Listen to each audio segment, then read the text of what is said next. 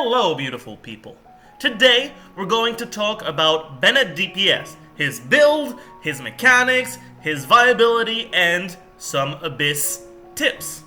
Now, obviously, before we talk about his strengths, his weaknesses, his builds, and everything, we need to talk about why you should be running BENNETT as a DPS. So the first thing you should know in regards to that is that BENNETT is actually the only real melt carry in the game. Because of a hidden mechanic with Melt and Vaporize that I covered in a previous video, other characters have a Pyro application that is way too fast to make them viable with Melt comps. Now technically Amber could also work in a Melt comp, but it's Amber so we're not going to talk about that. If you try to build a Melt comp around Diluc or Klee or Xiangling, you will very quickly notice that what's actually melting is not your Pyro abilities, but instead it's going to be your Cryo support's Cryo abilities. If you want to know why that is and how the mechanics work, I highly encourage you to check out my previous video. Now, why does it work on BENNETT but not on Diluc? Well, the thing about BENNETT is he only really applies Pyro to enemies once every 2 seconds. 2 seconds being the cooldown of his skill while he's in his burst. Because of that, it's way more achievable to put a Cryo status effect and not a Pyro status effect on your enemies and consume it with your Pyro abilities. In case you weren't aware, Melt multiplies the reaction damage by 2, while Vaporize only multiplies it by 1.5, so being a Melt carry already gives him an edge over other Pyro units. Let's now take a look at his numbers. So, for this section, we're going to be talking about motion values. Motion values are the scaling on your ability, the percent thing in your talent page, that is going to dictate how much damage your abilities are going to do. The reason we use motion values to compare units instead of just straight up damage output is because it's really hard to compare two units with the exact same parameters because of different weapon classes, different artifact sets, and a lot of other things. Now, before we look at the actual motion values, just a quick disclaimer. BENNETT's base attack and base crit rate are lower than Diluc's, so the numbers are going to favor BENNETT slightly more than they should if we looked at actual DPS. With that in mind, let's take a look. We're not going to be looking at his 4th or 5th hit because generally when you're using your elemental skill that has a 2-second cooldown during your burst, you will only have time for 3 normal attacks in between. Since BENNETT's burst has a 15-second cooldown, we're going to be looking at a 15-second window for his DPS. During this 15-second window, he can generally use his normal attacks 6 times each, his elemental skill 6 times, and his elemental burst once, obviously. Let's now take a look at Diluc's motion values. Generally, Diluc will aim to cancel his first normal attacks animation with his skill 3 times, and then he will be able to do a full normal attack combo followed by a 3 normal attack combo before his burst cooldown is over. His burst cooldown is 12 seconds, so we're going to be looking at 12-second windows. If we only look at the motion values per second by themselves, Diluc has a higher motion value per second than BENNETT. However, as we mentioned earlier, BENNETT can work in Melt comp while Diluc cannot. Diluc's best comps are Vaporize comps. Once we've applied the respective reaction multipliers to each unit, we can see that BENNETT actually pulls slightly ahead. However, after that, we're going to have to add the Pyro damage bonus because Diluc actually benefits from more Pyro damage than BENNETT as he gets Pyro damage bonus from his Ascensions. Once you take all of that into account, Diluc is clearly quite a bit ahead of BENNETT. However, do not forget that BENNETT's burst actually gives an attack bonus. Once we factor in that attack bonus, BENNETT actually has more motion value per second than Diluc. Now obviously you can run BENNETT in a Diluc comp to give him that attack bonus, but the point isn't to show that BENNETT is stronger than Diluc. The point is simply to show that BENNETT has situations in which he can outshine him. If you have a Diluc, you should most likely be building that Diluc if you enjoy playing him. However, if you don't have a Diluc, BENNETT is definitely a very strong alternative to a Pyro carry. Let's start by getting BENNETT's weaknesses out of the way. His biggest weakness is that he honestly isn't great against enemies that can move around a lot. This means that when you're faced with Electro Sisson mages, or other units that can either teleport or move very quickly, you are going to struggle. Bennett also struggles against enemies that are either resistant to Pyro, or cannot be affected by the Cryo status for melts. These include Pyro Slimes, Electro Slimes, Cryo Abyss Mages, and some of the Hypostases. He obviously also struggles with enemies that have a high Pyro resistance, such as Pyro Whopper Flowers or Pyro Fatui agents. With the weaknesses out of the way, let's move on to his strengths and why he is such a good carry option. First of all, unlike other 4-star carries such as Razor or Ning Wang, he himself is already Pyro. This means he actually has a type of shield that he can break by himself. On top of that, most of his comps also include a Cryo unit, a Claymore user, and a Hydro unit, making it really easy to break pretty much any shield. Bennett is also a healer himself, which means you won't have to include any additional healing in his teams. Now obviously you won't heal as much as you would if you were a heal-centric build, however you will still heal more than enough, but you will still trivialize basically any enemies that don't have the damage necessary to bring you from 70% health to 0 in one attack.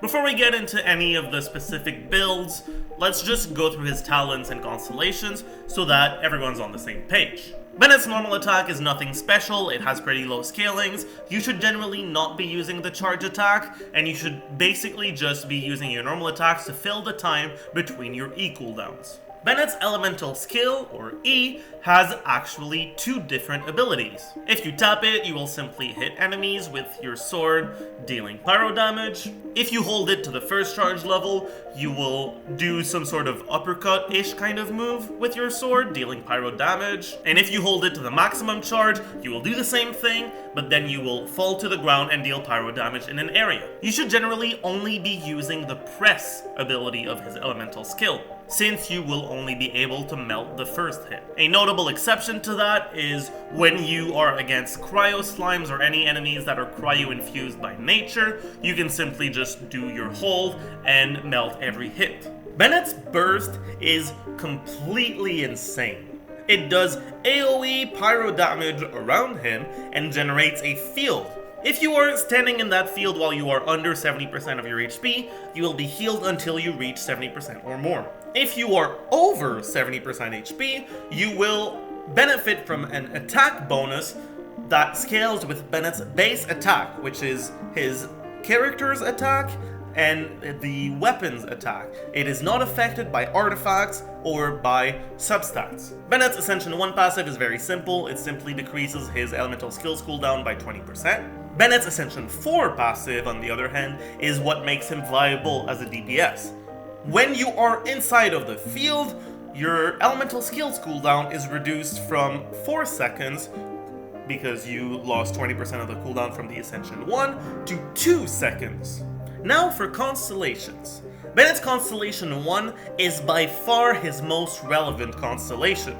If you don't feel like pulling on this banner, it is completely unnecessary to get any constellations past his first one. Obviously, constellations past his first one will still be useful, but they are definitely not necessary. His first constellation removes the HP restriction on his field. That basically means that you will always benefit from the attack bonus even when you are under 70% HP. On top of that, it also grants an additional 20% attack. Bennett's Constellation 2 is more or less useless when you use him as a DPS because you will generally be able to generate enough energy to get your burst as soon as the cooldown is back up, even without any energy recharge. His third and fifth constellations, like every other unit, increase his skill and his bursts level by 3. His fourth constellation is pretty much useless almost all of the time. Since you want to be using your tap E in order to actually get your melt procs, you just basically are never going to benefit from the effect of Constellation 4. However, it is definitely a very fun constellation to use, and it still has a use against cryo slimes. Bennett's sixth constellation is a trap. If you are using Bennett as a DPS, you should not be activating his 6th Constellation. It will convert his or any other friendly sword, claymore, or polearm wielding character's normal attacks into Pyro. If you are using Diluc as your main DPS, that can be useful. However, with anyone else, it is simply a completely terrible idea. Bennett himself as a DPS doesn't even want that Constellation, because it makes him lose his ability to melt every single one of his skills. And since his normal attacks are by default pretty weak, converting them to Pyro so they can benefit from your Pyro damage bonus isn't actually all that useful. Overall, if you pull a 7th Bennett, do not activate his 6th Constellation. Now, there are two main schools of thought when it comes to building Bennett. There are those who believe that physical Bennett is the way to go, and there are those that know how the game works. Basically, don't go physical Bennett, it's fucking terrible. When it comes to artifacts, it's actually not as intuitive as it is on other carries. You'll obviously want to run the 4-piece Crimson Witch of Flames. However, when it comes to main stats, Bennett actually wants Elemental Mastery and not attack percent on his timepiece. The main reason for that is, since he already gets so much attack bonus from his burst, it's actually simply just more damage to invest into Elemental Mastery for your timepiece, therefore making your melts do much more damage. For the goblet, you're going to want a Pyro damage goblet, and for the circlet, you want either crit rate or crit damage, whatever gets you closer to the ideal 1-to-2 ratio of crit rate versus crit damage. Now, you may notice that I don't have an Elemental Mastery timepiece. That's simply because after running the domain about 200 times, I still haven't been given a single one. On top of that, the attack percent timepiece that I have is quite strong, so I figured it was a better investment of my resources to be farming for other units instead of trying to get an Elemental Mastery timepiece. Let's now talk about Bennett's weapon options. Just like in my Kea video, I made sure that I actually analyzed the DPS output of every single weapon at different refinement levels to give a definitive answer. And the definitive answer that I have come up with is his best weapon by a pretty long shot is Summit Shaper. Summit Shaper at Refinement 1 is actually stronger than any other weapons at any refinement levels. After that, Aquila Favonia and Blackcliff Longsword are about tied for 2nd place. Then, the strongest options out of all of the remaining ones is actually a free-to-play weapon, the Iron Sting. On top of that, at Refinement Rank 5, the Iron Sting is actually stronger than both Aquila and Blackcliff Longsword at Refinements 1. If you do have an Iron Sting, you don't actually have to go for an Elemental Mastery timepiece, you can actually go for either or. Both are basically going to be the same amount of effective DPS. Unfortunately, some of you may have already used your longsword prototypes to make a prototype Rancor. If that's the case, his following weapon options are basically between the Black Sword or Rancor itself, and if you don't have the Black Sword, you can just go for Rancor, but Black Sword is going to be more damage. Here are my attributes, which aren't exactly what you should be aiming for since I have an attack percent timepiece instead of an Elemental Mastery timepiece, but you'd basically want to get about 400 to 500 less attack and about 200 more Elemental Mastery. Now let's take a look at the team comps in which Bennett can fit. Normal team comps usually have one DPS unit and one healer. Bennett's team comps, on the other hand, have Bennett, who is the DPS and the healer, but they also have another restricted slot, which has to be Chongyun. If you don't have Chongyun, it'll be very hard for you to melt every single one of your elemental skills and elemental bursts, and therefore you'll actually struggle quite a bit. Once you have Chongyun, the rest is actually pretty flexible. The comp that I run most of the time with Bennett is Bennett, Chongyun, Sucrose, and Jingcho. Sucrose is there to apply Viridescent Venerer and give Bennett some more elemental mastery. Jingcho, on the other hand, is there to keep enemies frozen while you are in between your elemental skills. This will make it so that enemies that generate shields, such as Fatui, aren't actually going to have time to generate those shields. It will also let you go through the shields of mid-turtles. And the most important part, at least for me, is that keeping enemies frozen makes the game way easier. You can basically replace Sucrose with any Animo unit, but I wouldn't recommend Jean because you already have a healer. Animo main character is strictly weaker than Sucrose in BENNETT comps, while Venti synergizes less, but his base damage is so high that he just throws synergies out the window and basically becomes the real carry of the team. BENNETT doesn't need Venti, however, so if I were you, I would probably put Venti on my other Abyss team and keep Sucrose with BENNETT because of her high synergy with him.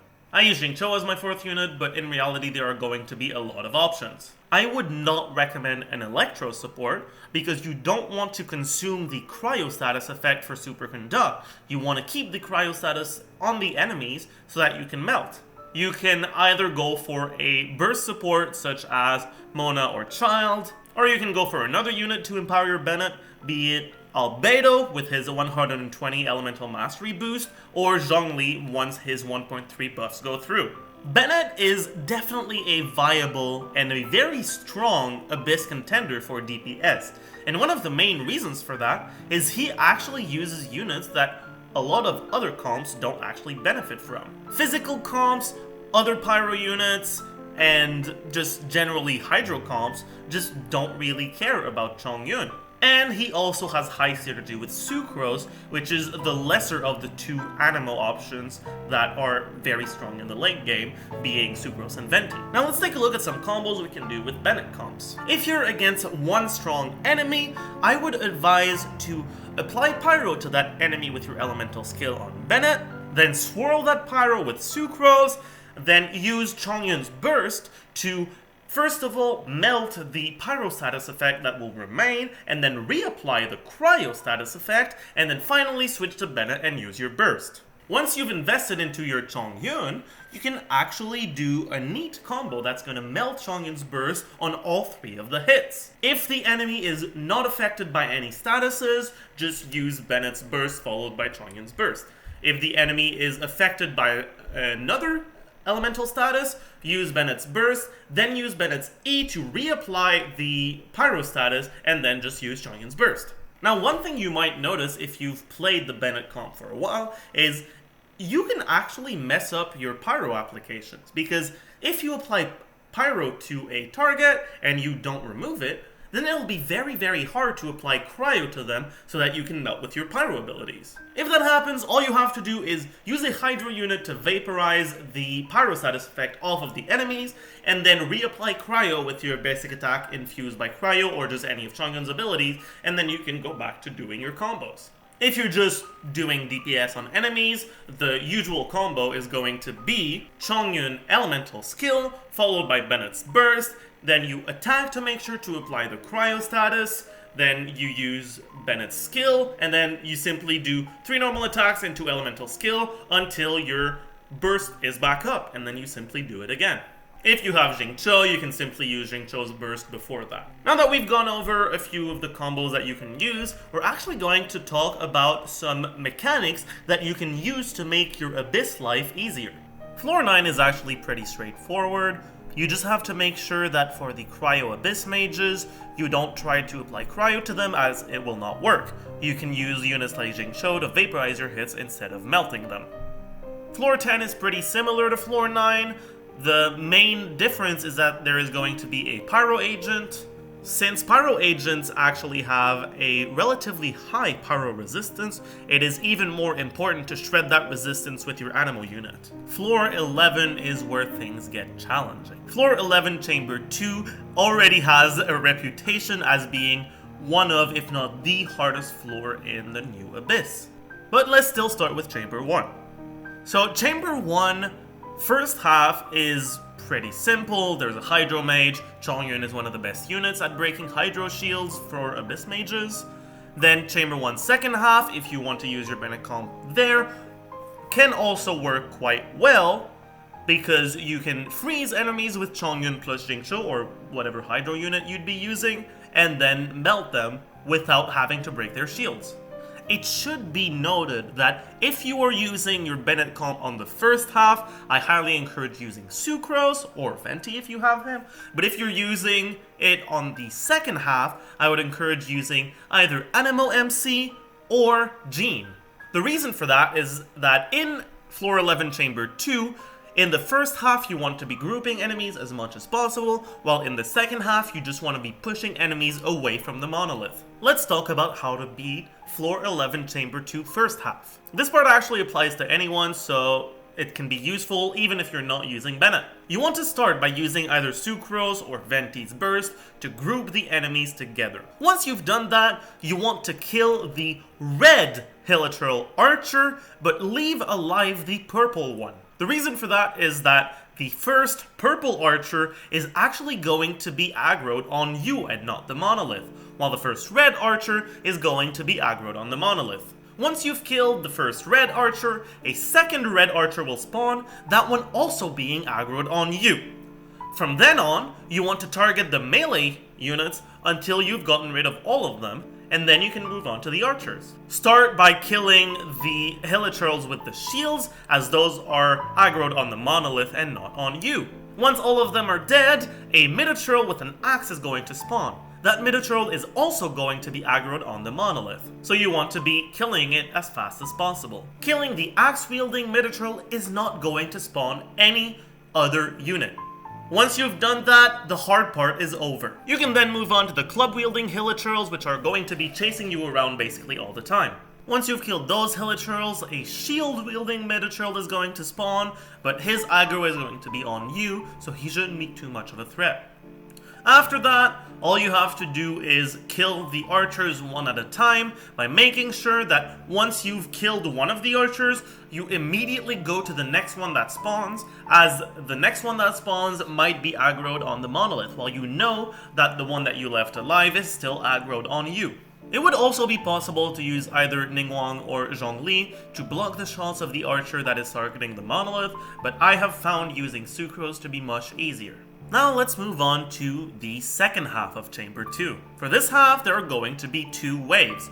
The first wave is going to have an Electro Sisson Mage. However, the Mage will aggro you, so you should be focusing the Treasure Hoarders before you get to the Mage.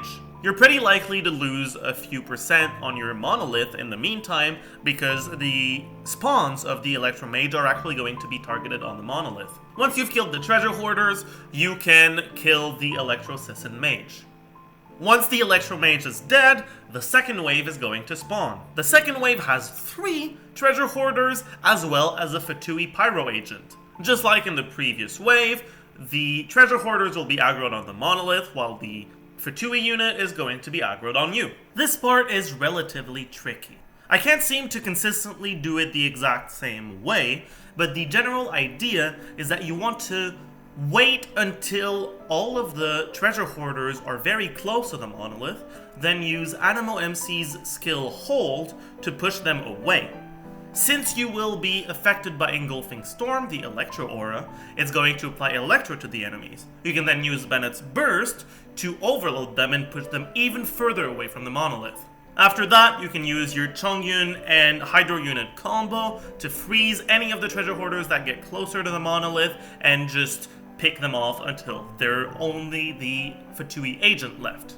And it'll be smooth sailing from there, since the Pyro agent is aggroed on you and there's no time limit, so you can just use it to get your bursts back for the third chamber. The third chamber, much like most of the rest of Abyss, is just a DPS check and there's not as much strategy involved. On the first wave, on the first half, target the Electro Fatui. Then on the second wave, you want to make sure you kill the Hydro Gunner before he has time to get his shield. After that, you can kill the Electro Fatui and then the Geochanter. The second half is going to have 2 waves again. First wave is going to be 2 Electro Assistant Mages, and the second wave is going to be 2 Pyro Agents. Now, because there are Pyro Agents, I would highly recommend putting your Bennett team in your first halves because you will have trouble passing the DPS checks on the second halves because of those Pyro agents. While you need more DPS to be able to clear floor 12 than you do to be able to clear floor 11, floor 12 is much easier to do.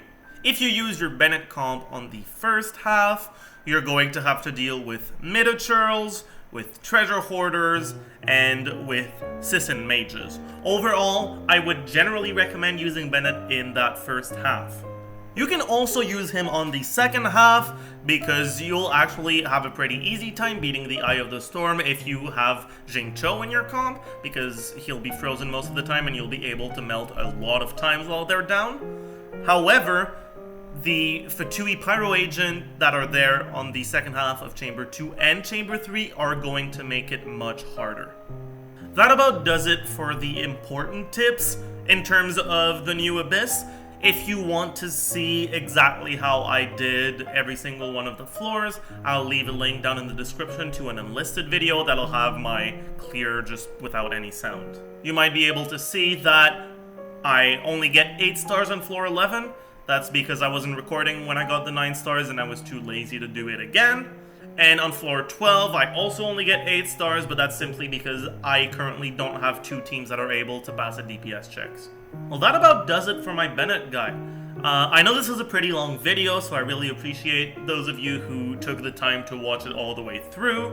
If you have any questions, feel free to drop them in the comments below, or come check me out on Twitch at twitch.tv/thejeff77. Don't forget to drop a like and subscribe if you enjoyed and you want to see more content like this. And most importantly, leave a comment telling me how your day was.